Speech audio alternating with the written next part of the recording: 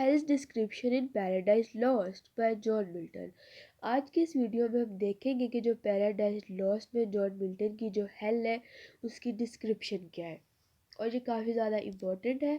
ये इम्पोर्टेंट इसलिए बिकॉज ये इम्पोर्टेंट सेटिंग है पैराडाइज लॉस्ट की।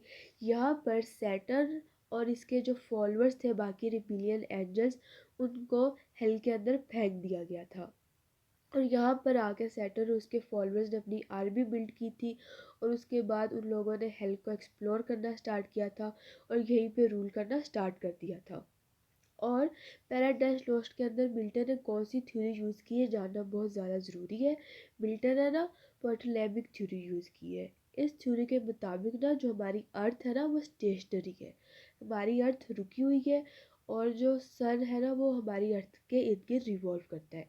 लेकिन इसके बरअक्स, इसके ऑपोजिट, जो आज की प्रेजेंट डे थ्योरी चल रही है ना, उसके मुताबिक जो हमारा अर्थ है ना हमारी, वो करती है रिवॉल्व सन के इर्द गिर्द। तो इस थ्योरी को जानना इसलिए ज़रूरी है बिकॉज इस थ्योरी पे ही सारी लोकेशन डिपेंड कर रही है, सारी सेटिंग स्टोरी की, पैराडाइज लॉस्ट की। और जो सेटिंग है काफ़ी ज़्यादा इंपॉर्टेंट है इसकी स्टोरी के पॉइंट ऑफ व्यू से। और अब हम देखते हैं हेल की लोकेशन को।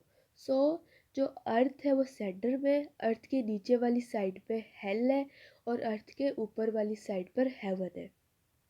और हेवन और हेल के दरमियान दो ब्रिजेस हैं जो कि सिन और डेथ ने बनाई है। मैंने आपको पिछली वीडियो में बताया था सिन और डेथ कौन है। सिन और डेथ जो है ना वो सैटर्न की ही औलाद है, सैटर्न के ही बच्चे हैं। तो जो हेल है ना वो टोटली ऑपोजिट है हेवन के, बिल्कुल हेवन के मुख्तलिफ है। और हेल की ख़ास बात ये है कि यहाँ पे गॉड का कोई कंट्रोल नहीं है। गॉड का कंट्रोल नहीं है इससे मतलब ये कि यहाँ पे किसी किस्म की कोई भी सुपरविजन नहीं हो रही।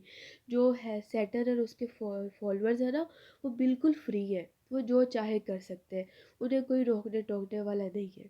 तो ये ख़ास बात है हेल की। इसी वजह से हेल में आकर लोगों ने रूल करना स्टार्ट कर दिया था।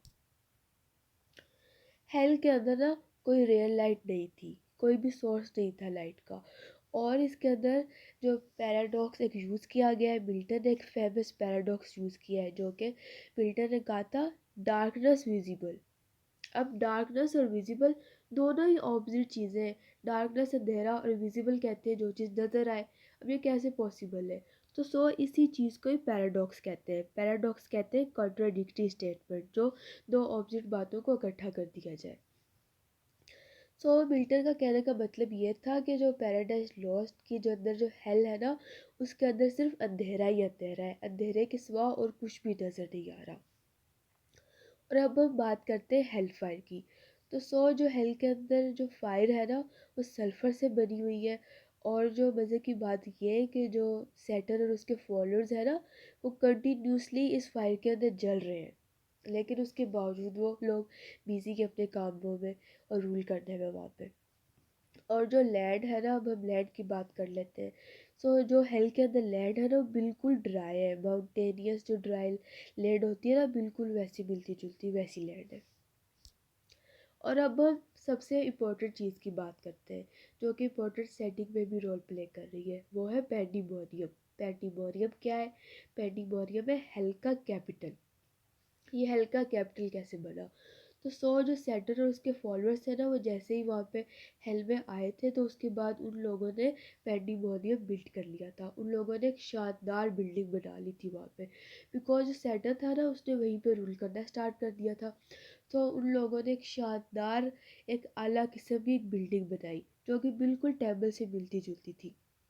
इन लोगों ने इस बिल्डिंग को हेल का कैपिटल करार दे दिया, हेल का कैपिटल बना दिया। और इसका बकायदा इसे प्लान करके बनाया गया था। मुल्सिबर इसका आर्किटेक्ट था। और इन लोगों ने ना इसके जो नोट्स थे, इसके जो ऊपर वाली टॉप थे ना उसको गोल्ड से बनाया था। अब हेल के अंदर उन लोगों के पास गोल्ड कहाँ से आ गया? सोचने वाली बात है ना। तो ये लोग फ्री थे, जैसे कि मैंने ऑलरेडी बताया। तो ये लोग हेल से बाहर भी चले जाते थे यूनिवर्स में। तो वहाँ पे ये लोग अर्थ पे भी चले जाते थे और इन लोगों ने अर्थ से गोल्ड फाइंड किया था और उस गोल्ड से लोगों ने इसकी टॉप बनाई थी। ये लोगों ने काफ़ी आलीशान बिल्डिंग बनाई थी और इसके बड़े बड़े डोर्स रखे थे और इसका फ्लोर बिल्कुल प्लेन था। और इस बिल्डिंग की ख़ास बात ये थी के जितनी भी कॉन्फ्रेंस हुआ करती थी लोगों की, जितनी भी सैटर्न की मीटिंग्स हुआ करती थी ना, वो सारी की सारी यहीं पर हुआ करती थी। ये इनकी ऑफिशियल बिल्डिंग थी और यहाँ पे सैटर्न ने अपनी मोस्टली स्पीचेस भी यहीं पर की है। और इनफ्लेम्ड सी था हेल के अंदर, जिसकी लेग जो थी ना वो बिल्कुल इनफ्लेम्ड सी से मिलती जुलती थी।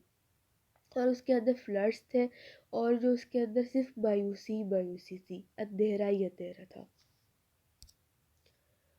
Thank you for watching my video. तो ये थी ओवरऑल हेल की डिस्क्रिप्शन। अगर आपको कोई बात समझ नहीं आई या आपने कोई और टॉपिक पढ़ना है तो आप लोग मुझे कमेंट्स में बता सकते हैं। Thank you, take care.